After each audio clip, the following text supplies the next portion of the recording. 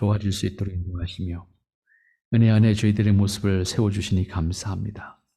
하나님께서 허락하시는 귀한 시간들을 통해서 땅에 사는 날 동안 하나님의 기뻐하시는 뜻을 넉넉히 살아갈 수 있는 저희들 되게 하시고 하나님의 뜻을 섬기는 기쁨으로 세상을 살아가는 승리가 하나님 앞에 영광이 되기를 소망합니다. 아버지께서 귀한 교회를 허락하시고 아버지의 뜻을 섬길 수 있는 교회로서 오늘까지 인도하신 것 감사합니다. 하나님, 오늘 말씀을 통해서 다시 이 땅에 있어야 되는 우리의 모습이 어떠해야 하는지 살펴보기를 원합니다. 아버지께서 우리를 향해서 가지고 계신 뜻을 밝게 헤아리게 하시고 그 은혜 안에 거하는 저희들 되게 하옵소서. 하나님, 이 시간 하나님 친히 말씀하셨던 그 말씀을 우리 마음에 새기기를 원하오니 아버지 하나님 지혜와 성령님의 역사하심이 우리를 친히 간섭하시어서 필요한 것을 깨닫게 하시고 믿음으로 화답할 수 있도록 역사하옵소서. 예수님의 이름으로 기도하옵나이다. 아멘. 네, 오늘 요한계시록 말씀을 여러분들에게 처음 소개하기를 원하는데 특별히 2장 말씀 속에 2장과 3장 과정 속에 이제 소개되어지는 교회들이 있습니다. 이 교회를 앞으로 교회에 있을 때 좀 더 정리해서 소개를 드리려고 생각을 합니다. 여기 마지막 때에 하나님 앞에서 교회가 어떻게 평가되어질 것인가. 초대 기독교에 있었던 7교회를 중심으로 해서 하나님께서 그 교회들마다 필요한 것을 말씀하신 것을 우리가 봅니다. 그리고 그 모습은 우리가 이 땅에서 형성하고 있는 교회에서 경험하게 되는 것과 다르지 않다라고 하는 것도 알 수 있습니다. 또 여기 말씀을 보면 사도시대의 교회들이 결코 모두 온전하거나 모두 칭찬만 받는 교회도 아니었다라고 하는 것도 알 수가 있습니다. 이거 역시 오늘날 우리 교회와 우리가 형성하고 있는 이 땅의 교회들이 다르지 않다라고 하는 것도 알 수 있습니다. 비록 사도시대의 교회들이지만 그 교회들도 역시 여러 가지 문제들이 있었고 그들의 신앙 역시도 완전하지 않았다라고 하는 것도 알 수 있습니다. 그러한 의미에서 여기 계시록에 기록된 교회들을 통해서 우리가 형성해야 될, 이 땅에서 형성해야 될 교회가 어떤 것이어야 하겠는가. 또 우리는 그러한 우리보다 먼저 초창기에 형성했던 교회들 안에 있었던 모습 속에서 우리는 어떠한 모습으로 하나님 앞에 하나님이 기뻐하시는 교회의 모습을 만들어 갈 것인가 라고 하는 것도 깨달을 수 있는 교회가 되지 않겠나 생각합니다. 특별히 오늘 이 말씀을 살펴보고자 하는 것은 우리 교회가 설립된 것을 감사하는 마음을 담아서 드리는 주일 예배인데 우리가 형성하고 있는 또 우리가 주님이 다시 오실 때까지 이 땅에서 우리가 형성해 가야 하는 그러한 교회의 모습이 어떠한 것이어야 하겠나라고 하는 것을 초대 기독교의 예를 통해서 하나님께서 그들을 향해서 말씀하셨던 것, 그 속에 우리의 모습을 찾아볼 수 있지 않겠나 이런 생각을 해보았습니다. 세상에 있는 동안에 완전한 교회는 없습니다. 그러나 우리는 참된 교회를 만들어가는 과정에서 하나님의 은혜와 사랑을 체험하고 또 그 과정 속에서 하나님의 기뻐하시는 교회의 모습을 우리는 분명히 확인하면서 그러한 교회를 이루어가는 과정 속에 우리의 섬김을 함께 나눌 수 있는 그러한 모습이 이 땅에 있어야 되지 않겠는가라고 하는 생각을 하면서 오늘 본문의 말씀을 여러분들에게 소개하려고 합니다. 1절부터 먼저 3절 말씀 여러분들이 눈여겨보시기 바랍니다. 에베소 교회에 사자에게 편지하기를 오른손에 7뼈를 붙잡고 7 금촛대 사이에 다니는 이가 가라사대 내가 내 행위와 수고와 내 인내를 알고 또 악한 자들을 용납하지 아니한 것과 자칭 사도라 하되 아닌 자들을 시험하여 그 거짓된 것을 네게 드러낸 것과 또 내가 참고 내 이름을 위하여 견디고 게으르지 아니한 것을 아노라. 에베소 교회를 보고 평가하시는 말씀이에요.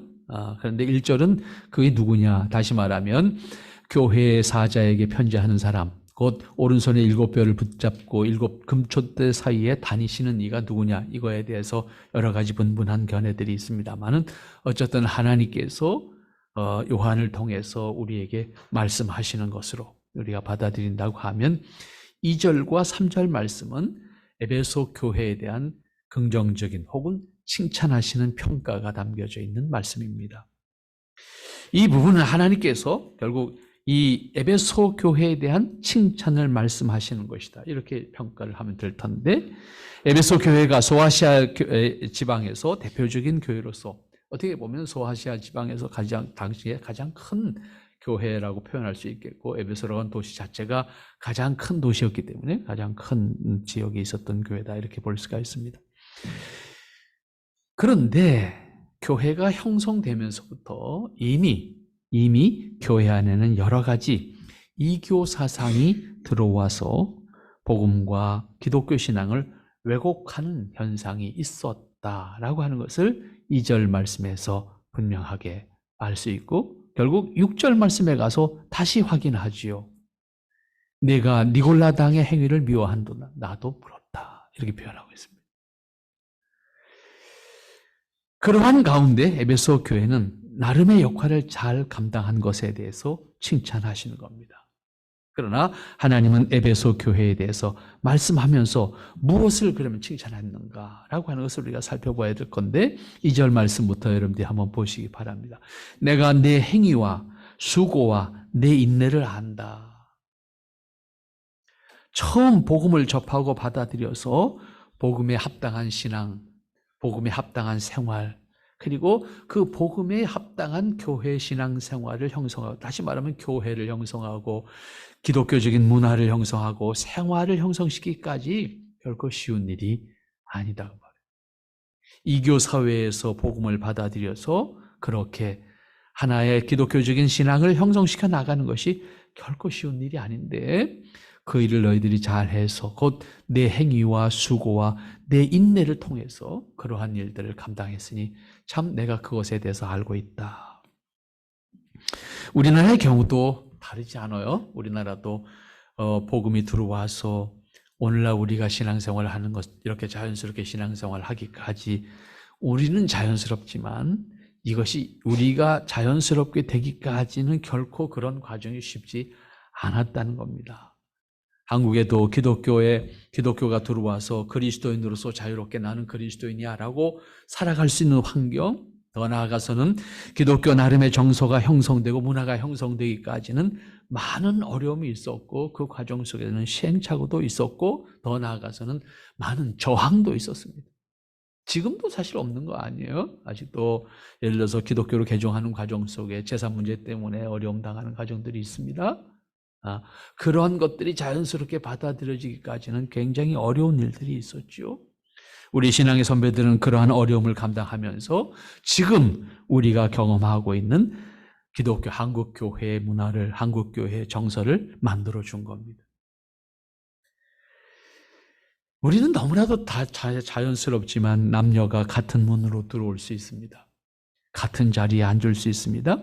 같은 공간에서 예배를 드리는 것뿐만 아니라 같이 앉을 수도 있습니다. 너무나도 당연했습니다. 그러나 처음부터 그럴 수 없었어요. 처음엔 아예 예배당이 달랐어요. 여자가 모이는 예배당이 있었고 남자가 모이는 예배당이 있었어요. 처음부터 이렇게 된 거 아니에요? 왜? 우리는 유교적 정서 속에, 유교적 관습 속에 유교의 문화가 지배하고 있는 사회였기 때문에 남자 모이는 교회가 따로 있고 여자 모이는 교회가 따로 있었다고. 처음부터 남자 여자가 같은 예배당에 들어온 거 불가능했어요. 그런데 같은 예배당에 들어올 수 있게 됐고, 들어오지만 따로 앉아야 됐고, 들어오는 문도 달랐어요. 남자 문은 왼쪽 문이고 여자 문은 오른쪽 문이었습니다. 같은 공간에 있지만 얼굴을 보지 못했습니다. 그것이 다 해결되기까지는 많은 시간이 걸렸습니다.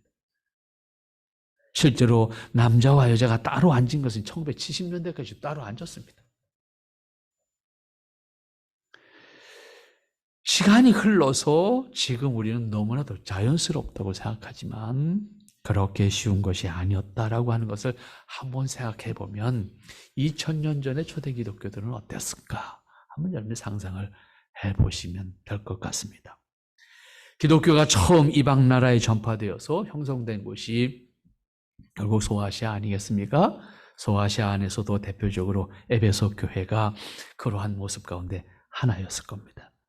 그런데 이 지역에는 특별히 여러분들이 아시는 것처럼 소아시아와 소아시아 지방의 가장 중심되는 것은 지금 서양 문화라고 하는 것이 소아시아의 끝, 서쪽 끝, 곧 지금 우리는 그리스라고 표현합니다만 그리스에 있었던 교회가 대표적으로 고린도 교회 아닙니까? 에베소 교회는 터키에 있는 교회, 지금으로 말하면.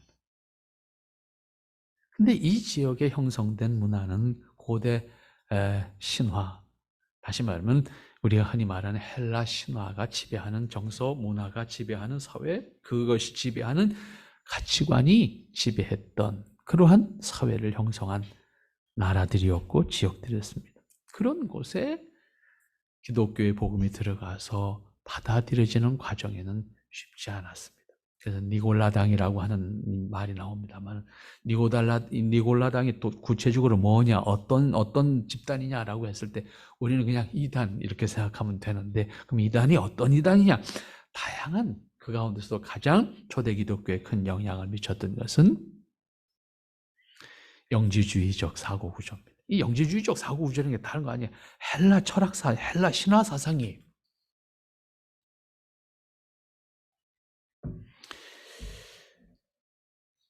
자, 그러니 에베소에 복음이 들어왔어요. 신앙이 형성돼서 교회 생활, 교회를 만들었어요. 그렇지만 누구한테 물어볼 데가 없어요. 처음이니까. 사도들이 계속 있을 수가 없었어요. 지도자가 없었어요. 그러니까 그냥 듣긴 했는데 신앙생활을 어떻게 해야 될지, 어떻게 이해를 해야 될지 몰라요. 그러니까 자연히 뭔가 빨리빨리 돌아가는 사람들이 이거야 그러면 그걸 따라갈 수밖에 없는 거지요. 실제로 우리나라도 다르지 않았어요. 초기에 선교사들이 들어와서 복음이 전해지기 시작했고 그 복음의 파급력은 굉장히 빨랐습니다. 그러니까 교회 지도자들이 절대 다수가 부족했던 거예요. 그러니까 교회에서 신앙을 가르칠 수 있는 사람이 없었다 그 말이에요. 그러니까 경험에 따라서 신앙생활을 할 수밖에 없었고, 근데 그 경험이라는 게 결국 우리가 경험한 게 뭐예요? 무속적 경험이고 유교적 경험 아닙니까? 거기다가 기독교를 더 씌우려고 하니까 이게 이상한 기독교적인 이해가 되고 만 거지요.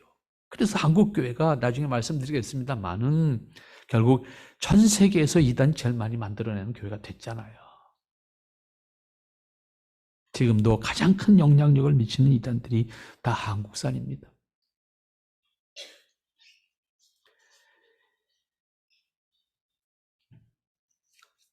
초대 기독교에도 다르지 않았습니다. 어디서 배울 수가 있는 것도 아니고 어디서 뭘 정보를 얻을 수 있는 것도 아니고 그저 시간적으로 조금 먼저 경험한 사람들이 말하는 것을 따라갈 수밖에 없고 그들 역시 어떠한 문제에 부딪혔을 때 바른 대답을 줄 수가 없었습니다. 그렇다고 지금처럼 무슨 통신 수단이 발달해서 물어볼 수 있는 그런 관계도 아니었습니다. 따라서 에베소 교회는 처음 교회로서 복음을 지키고 바른 교회를 형성시키기 위해서 많은 수고와 인내를 했다. 이 얘기가 2절에서 칭찬하는 내용입니다. 특별히 초대교회로부터 복음에 대한 이해가 바르게 되지 않음으로 인해서 왜곡된 신앙들이 형성이 됐는데 그 대표적인 것이 우리가 고린도 전후서를 공부하면서 생각했던 그 내용들입니다.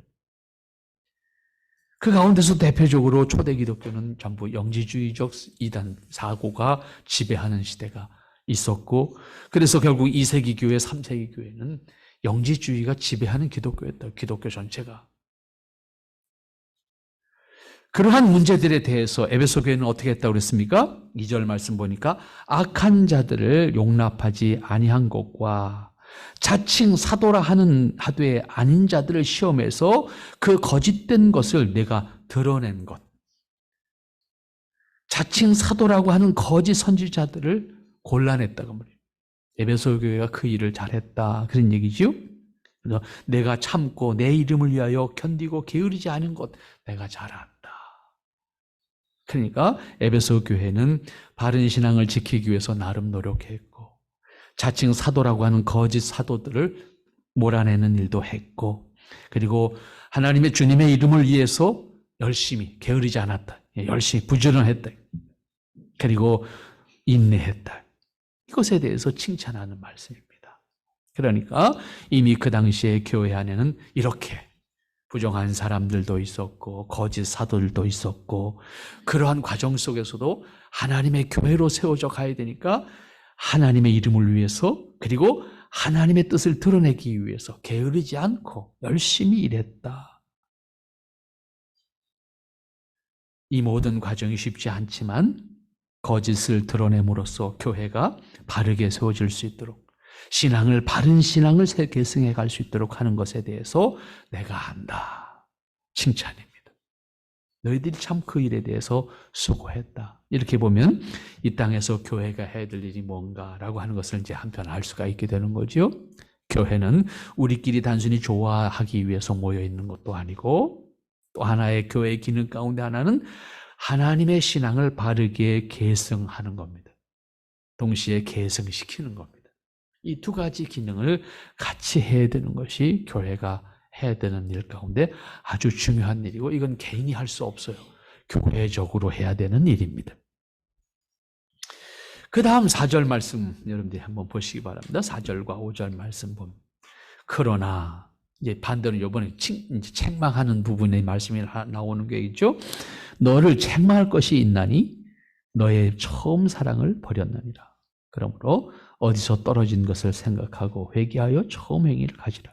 만일 그리하지 아니하면, 회개치 아니하면 내가 네게 임하여 내 촛대를 그 자리에서 옮기리라.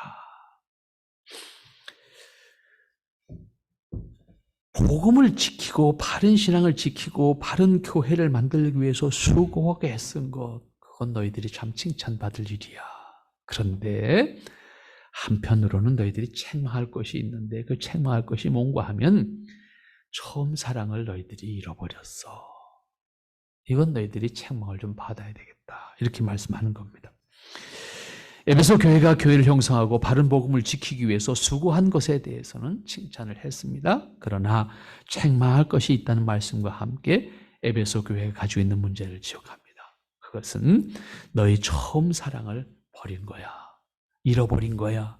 에베소 교회가 복음을 통해서 깨달았던 하나님의 사랑, 그들이 믿음으로 고백하고 감격했던 그리스도를 통한 속죄와 구원의 은혜, 또한 그리스도 안에서 서로에게 나누었던 사랑과 그 기쁨을 너희들이 잃어버렸어.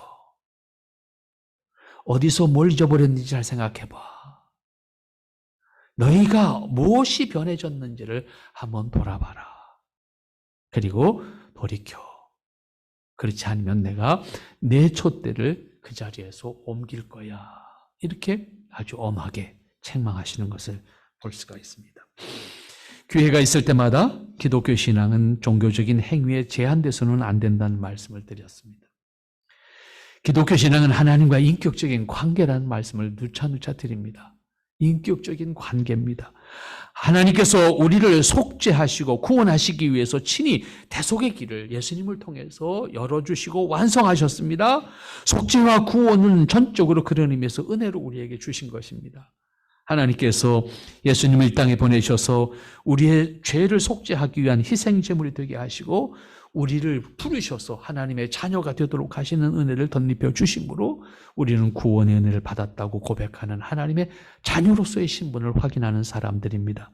그리고 거긴 그냥 버려두지 않고 우리를 끝까지 하나님의 자녀로 하나님과 동행하도록 이끌어 가시는 것이 하나님의 현재의 사랑이고 미래의 사랑입니다. 때문에 우리가 소망을 가지는 거예요.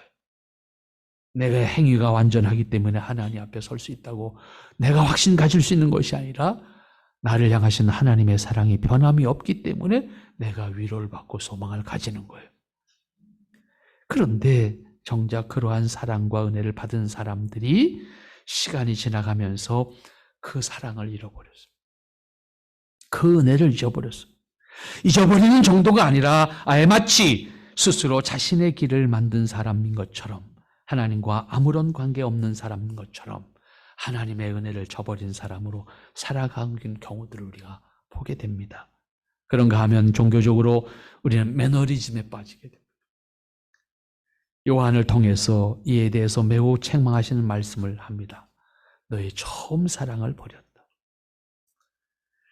하나님의 은혜를 잊은 것은 하나님과의 관계를 유지하지 못하는 것이고 하나님과 동행하지 않는 것을 의미합니다. 앞에서 말씀드린 것처럼 기독교 신앙은 하나님과의 관계에서 하나님을 기뻐하는 거예요.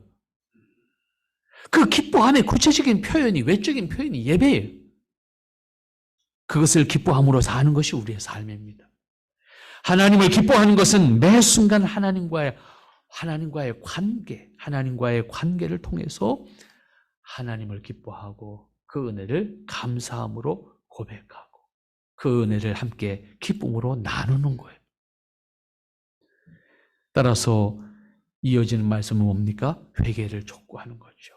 하나님의 사랑을, 처음 사랑을 버렸다는 것에 대해서 회개를 촉구합니다. 어디서 떨어진 것을 생각해라.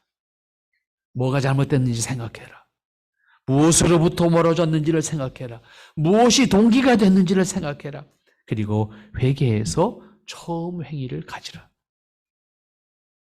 너희가 하나님의 사랑을 알고 은혜를 알아서 처음 깨달았을 때 그 감격했던 그 마음을 회복해라. 회개는 단순히 잘못을 시인하는 것이 아니라 본래의 모습으로 돌이키는 겁니다. 하나님의 사랑을 받고 감격하면서 그 앞에서 기뻐하던 모습을 우리가 회복할 수 있다고 하면 우리가 얼마나 천진한 그리고 얼마나 감격스러운 우리의 모습을 가질 수 있겠나 하는 생각을 하게 됩니다. 또한 하나님과 동행하기를 기뻐하는 겁니다. 다른 것과 동행하는 것 아닙니다. 내가 가지고 있는 어떤 가치관이나 사상이나 내가 즐거워할 수 있는 어떤 문화적인 요소들을 통해서가 아니라 하나님과 동행하기를 기뻐하는 겁니다. 하나님의 사랑을 알고 그 은혜와 뜻을 기뻐하는 사람은 언제나 하나님과 함께하기를 기뻐하는 것으로 하나님과 함께하는 삶을 사는 겁니다. 좀 불교 용어를 우리가 일상에서 사용하는 용어 가운데 사실은 불교 용어가 참 많은데 하나 빌려온다고 하면 도반이라는 단어가 있습니다. 도반. 함께 걷는 친구 그런 뜻이에요. 어려운 뜻 아니고 함께 걷는 친구예요. 불교에서는 득도하기 위해서 함께 가는 사람을 도반이라고 합니다.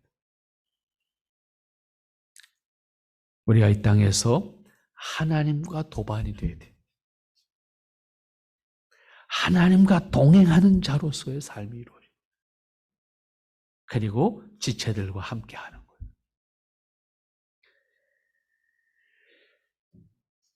그 함께하는 과정을 통해서 기쁨이 만들어져요. 더하여져요. 그 기쁨을 잃어버린다고 하면 사람은 어떻게 돼요? 자기 중심의 기쁨을 찾는 사람이 됩니다. 아주 자연스러워요. 아담의 타락이 별거 아니에요. 하나님과 기뻐해야 되는데 하나님 내놓고 나 혼자 기뻐하겠다는 게 아담 타락입니다. 뭐 굉장한 거라고 생각하면 안 돼요. 엄청난 죄를 짓는 어떤 도덕적인 죄라고 생각하면 안 됩니다. 하나님과 함께 기뻐하기를 원해야 될 텐데 자기 스스로 기뻐하기를 원했던 것이 아담의 타락이에요. 우리 다르지 않습니다. 하나님과 동행하기를 기뻐하고 그 길을 같이 가는 사람들과 기뻐하고 그런 얘기. 지체들과 동행하기를 기뻐하고.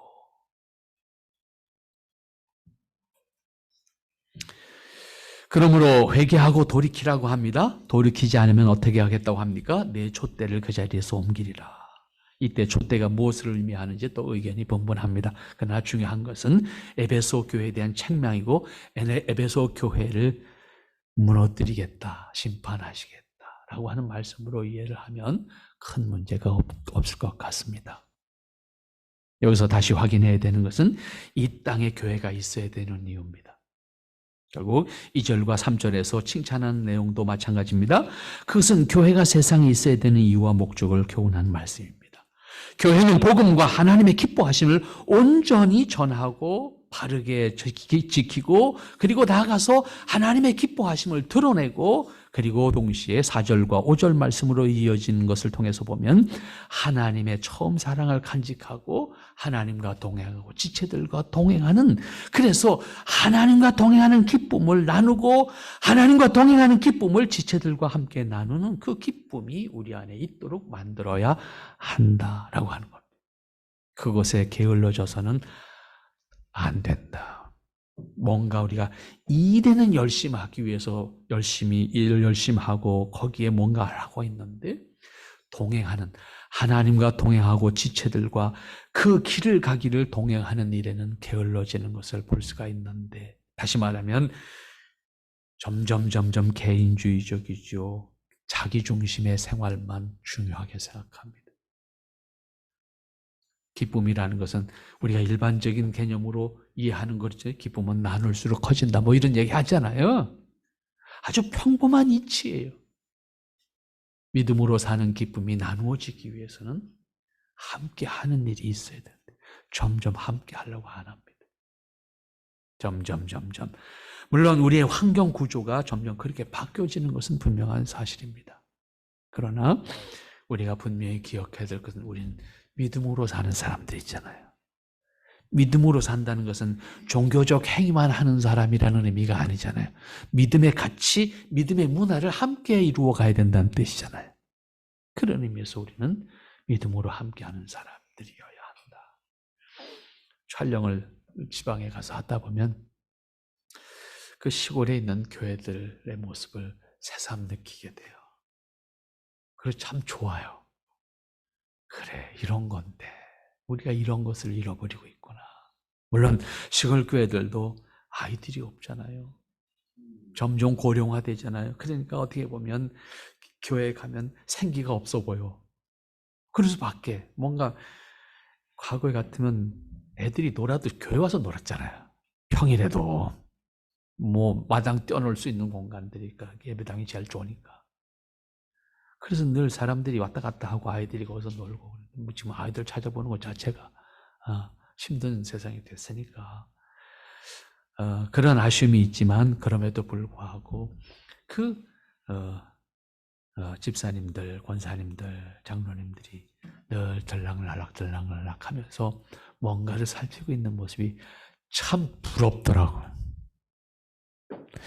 우리가 뭘 잃어버리고 있나, 그런 생각을 새삼 느끼게 되는 것이었습니다.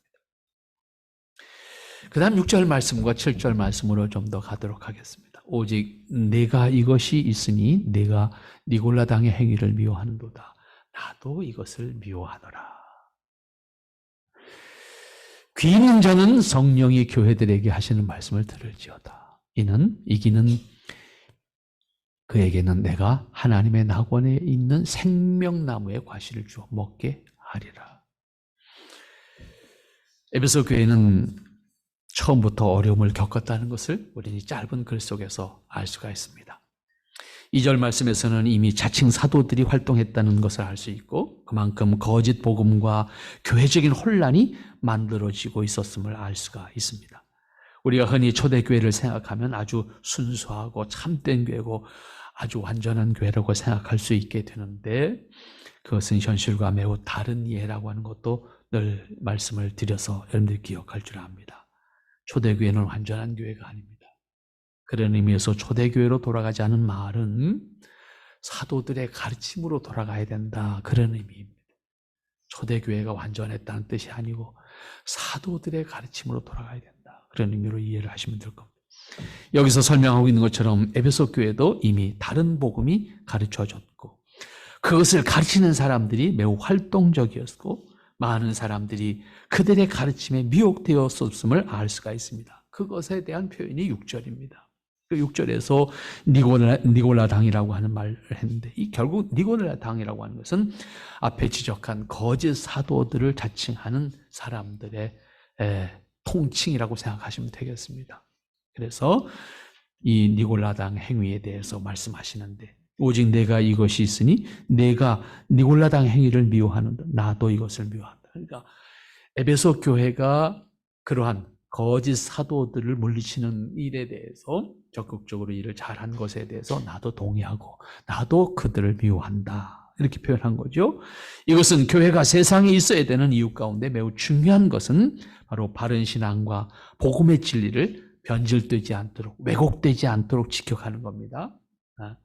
어떻게 보면 별로 중요하지 않은 것 같다고 생각할 수 있습니다. 나 예수님 믿고 구원받으면 됐지. 이렇게 생각하기 쉬운데 그것이 지속되지 않는다는 거예요. 한 세대만 지나가면, 아니 몇 사람만 지나가면 그냥 다시 변질이 끊임없이 이루어집니다. 그러나 기독교 2000년 역사에서 교회가 한 역할 가운데 결정적으로 중요한 일은 교회의 신앙적 체계와 진리의 근본을 지켜가는 일입니다. 그러면 교회는 완전한가요? 아니요. 교회도 엉뚱하게 결정할 때가 있었어요. 그럼에도 불구하고 그것을 돌이켜서 다시 세워가는 작업을 하는 거예요. 개인이 할 수 없는 일이다 그 말이죠. 그러나 교회적으로 그 일을 감당함으로써 오늘 우리의 신앙도 확인하고 있는 것 아닙니까? 그런 의미에서 우리가 종교개혁이라는 단어를 이해할 수가 있는 거예요. 왜 했어요? 결국 변질된 신앙을 바로 잡겠다는 것 아니겠습니까? 그것이 교회적으로 우리가 확인되어지는 가운데 그 신앙을 계승하는 작업을 하는 거예요. 그런데 우리 선생님이 그런 말씀 하셨어요. 돌아가시기 전에 누워 계시면서 하시는 말씀이, 야, 그래도 루터, 칼빈은 종교개혁 해가지고 500년은 갔는데 내가 보니까 지금은 한 50년 갈까 지금 하면? 그러니까 너무 변질되는 것이 빠르고 많다는 거예요. 그 얘기를 하셨어요. 기꺼이 동의했습니다. 500년 오니까 지금 세상의 교회들이 갈팡질팡하고 있습니다. 여기저기서 무슨 요즘에 질문하는 소리 들으면 참 가당치 않은 질문들이, 뭐 주일을 토요일날로 옮겨야 된다는 교회가 있는데 그건 어떻게 되는 겁니까? 뭐 한좀 2000년 동안 얘기한 걸 또 지금 반복하는, 뭐 어떻게가 있다는 거예요 이게. 그런데 그것도 아주 영향력이 큰 교회가 그런 얘기를 하니까 사람들이 헷갈리는 거예요. 그럼 안식교 왜 이다니라고 그래서 지금까지 도대체가 앞뒤를 생각하지 않는, 한마디로 신학의 부재, 의식의 부재.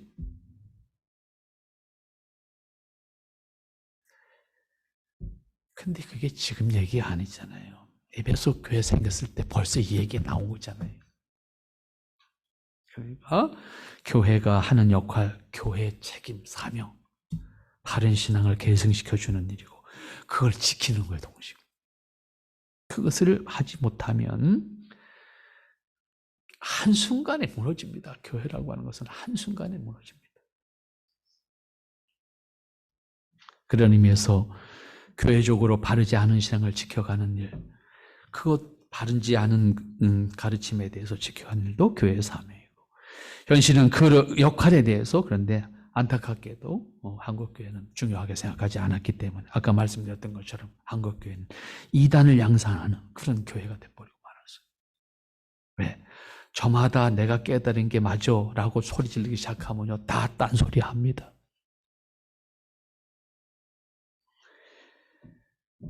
다양한 이단이 상상할 수 없는 아주 미묘한 것들을 가지고 이야기를 하게 됩니다. 늘 말씀드리지만 정통신앙을 계승하는 것이 그래서 어렵습니다. 왜? 사람들에게 달달한 걸 좀 줘야 되는데 그 달달한 게 안 보이는 것 같거든.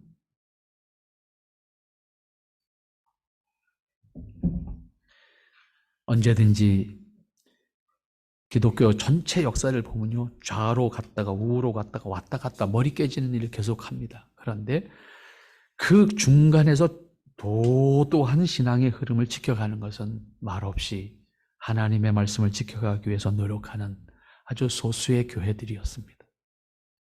이 사실을 여러분들이 꼭 기억하시면 좋겠습니다. 그런 의미에서 이 6절의 말씀은 특별히 마음에 담아야 할 겁니다. 이것은 어느 개인의 문제가 아닙니다. 한국교회가 공적으로 확인하고 책임져야 될 일입니다. 그렇지만 아쉽게도 한국교회가 형성되는 초기부터 이에 대해서는 매우 소홀하게 여겼다고 하는 것이 한국교회의 역사를 돌아보면 사실입니다. 그렇기 때문에 세계 어느 나라보다도 많은 이단들이 생겨날 수밖에 없는 구조를 가지고 있습니다. 이것은 어떻게 보면 한국교회의 또 다른 책임입니다. 이것은 한국교회가 형성되는 과정에서 놓친 부분이고, 그런데 후에도 이에 대해서 적극적으로 대처하지 않고 개교회의 성장에만 몰두를 했습니다. 그 결과 결국 이단을 양산하게 되었고, 큰 교회 하면 자기 하는 말이 전부 맞는 말이 되고, 이런 상황들이 만들어짐으로 인해서 만들어진 이단들 역시 있잖아요.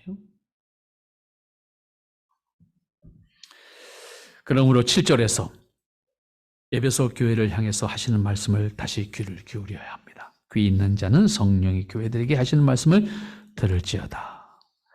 교회로서의 책임을 다할 수 있는 것 자체가, 또 우리가 기억해야 될 것은, 이 교회로서의 책임을 다할 수 있는 것은 교회 자체나 어떤 한 지도자가 완전해서 할 수 있는 것이 결코 아닙니다.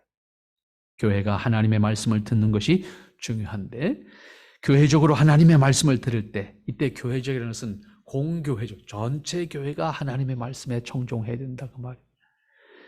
그 말씀에 공적으로 순종해야 됩니다. 그리고 그 말씀에서 교회는 거룩함을 지켜야 되고, 그 말씀에서 바른 신앙을 계승해야 되고, 하나님과의 온전한 관계를 유지하고 계승하고 다시 계승시켜주고, 그리고 교회적 발전을 이루어 갈 수 있도록 만들어야 한다, 그 말입니다. 하나님의 말씀을 듣지 않게 될 때부터 교회라고 하는 이름이 있더라도 더 이상 바른 신앙과 살아있는 신앙을 유지할 수가 없게 됩니다. 교회는 언제나 하나님의 말씀을 듣는 대로, 그리고 그 말씀의 권위에 순종하는 자세로 하나님 앞에 서야 되는데, 이때 말씀의 권위라고 하는 것을 잘 기억해야 합니다. 그 말씀의 권위를 잘 보존해 나가는 것이 교회적 가르침입니다. 응답하는 것은 개인적이지만 교회적 가르침에 의해서 그 말씀의 권위가 보존되지 않으면 하나님의 말씀도 내가 믿는 대로 해석해버리고 맙니다. 내가 주어진 환경에 따라서 해석하고 말고, 그리고 내가 느끼는 대로 해석해버리고 맙니다. 개인적으로는 굉장히 활력을 줄 수가 있는데, 그 개인이 문제가 됐을 때는 아무도 고칠 수 없다는 문제가 다시 거기에 부딪히는 대답으로 돌아오게 됩니다. 그래서 한 번 잘못된 신앙을 가진 사람은 돌이켜지질 않아요. 그 고치는 과정 자체가 거의 불가능합니다. 우리는 그런 의미에서 마지막 하시는 말씀 다시 마음에 새겨주시면 좋겠습니다. 이어진 말씀은, 이기는 그에게는 내가 하나님의 낙원에 있는 생명의 과실을 주어 먹게 하리라. 하나님의 말씀을 온전히 깨달아서 하나님과 함께 기뻐하고 동행하는 과정을 통해서 세상을 이긴다고 하면 우리는 하나님의 약속하신 그 은혜를 누릴 수 있는 사람입니다. 그 약속을 하나님께서 분명히 다시 한번 확인해 주는 것을 볼 수가 있습니다. 오늘 우리가 교회 설립 기념을 통해서 하나님 앞에 감사하는 예배를 드리는데, 우리 교회가 이 땅에 있어야 되는 이유, 하나님 앞에서 우리를 통해서 드러내시고자 하는 하나님의 뜻을 온전히 섬겨가는데, 그 뜻은 단순히 일뿐만 아니라 하나님을 바로 아는 것이고, 하나님과 동행하는 것이고, 하나님의 뜻을 드러내는 것이고, 그리고 하나님의 기뻐하시는 것을 이루어가는 겁니다. 그리고 하나님을 믿는 자들이 이 땅에서, 늘 말씀드립니다, 우리는 신앙을 가진 지체들로서, 신앙을 가진 형제들로서 이 땅에 사는 날 동안 우리는 여기가 고향입니다. 그래서 우리는 고향 사람들입니다. 하나님의 자녀로서 여러분들은 고향 사람으로 같이 이 땅을 사는 겁니다.